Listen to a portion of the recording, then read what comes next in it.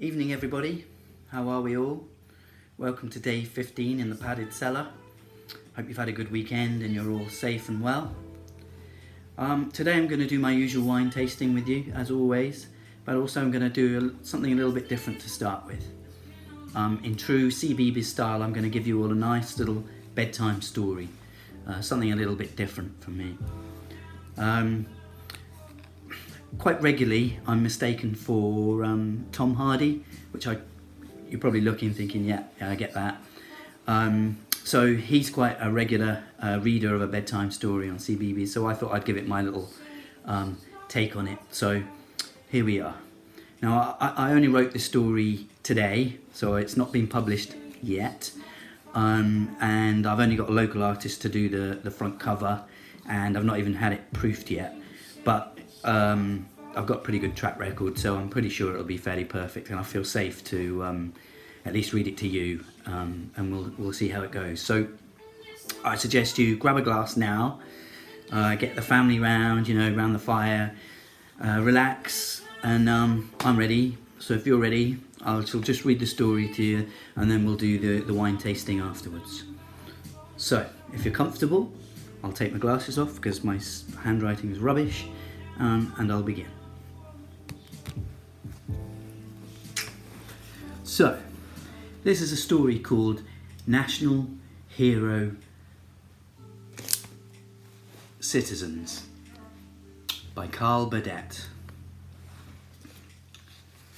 Once upon a time, there were a brother and sister called Chesney and Schuyler. They were just normal children on a normal street and in a normal town. Just a little skankier town than mine. But they were living in strange times. A global pandemic was threatening the earth, and everybody was in danger. Chesney described this time to his dad as batshit crazy as he ate his 14th wagon wheel. All the leaders of the country had sat too close together in rooms and come up with a cunning plan. It was an exciting name called Lockdown. It meant that all 99.5% of the population had to do was stay in their homes and look after each other. It was such a simple idea. But as Chesney eloquently stated, what about the brain-dead fuckwits that live down the street, he said to his dad, sipping on a Baileys over breakfast. Even though this was the right plan, and nearly everybody did as they were told, people were still getting ill, and sadly some of them didn't make it. Everybody was waiting for the superheroes, like Spider-Man, Superman, Wonder Woman, even the dodgy Ben Affleck Batman, but they just didn't come. But one day, everybody realised that the real superheroes were among us. They were the doctors, the nurses, the care workers, everyone within the NHS. They didn't have cool costumes, but a lot of them wore uniforms, and they would have had cool masks too if the government had sorted it out. Schuyler described it to her mum as fucking atrocious. And it made her mum so proud. No one had known what the word atrocious meant in their family below the age of 18. Thankfully, the heroes of the NHS kept getting up every day, putting on their outfits, and kept the country going. They kept us healthy, even when they were putting their own lives at risk.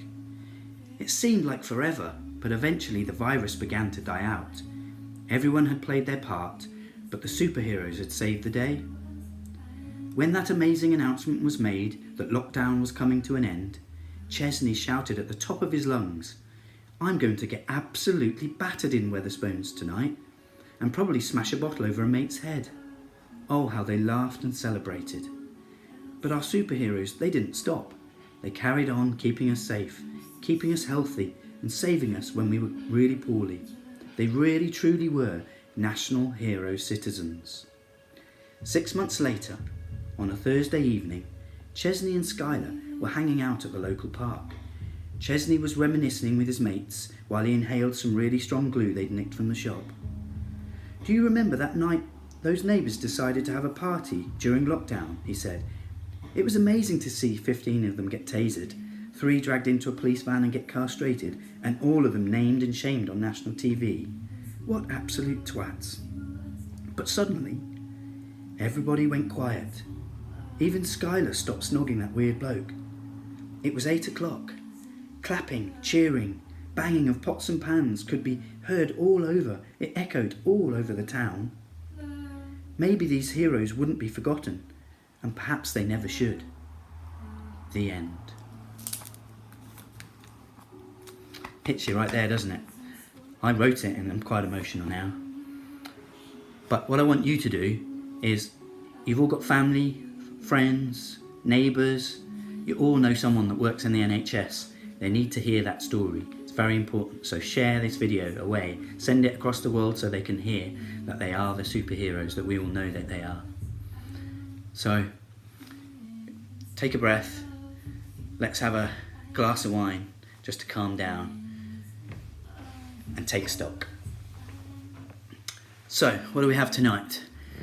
Well, in keeping with the mood, nice and mellow, nice and chilled, nice and relaxed, I've got this lovely little southern French Pinot Noir made by the Rothschild estate.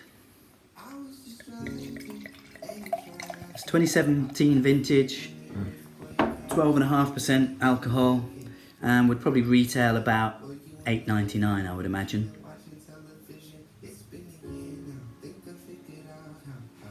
So it's got quite a fruity nose, a little bit aromatic, a touch of violet there, and sort of red fruit.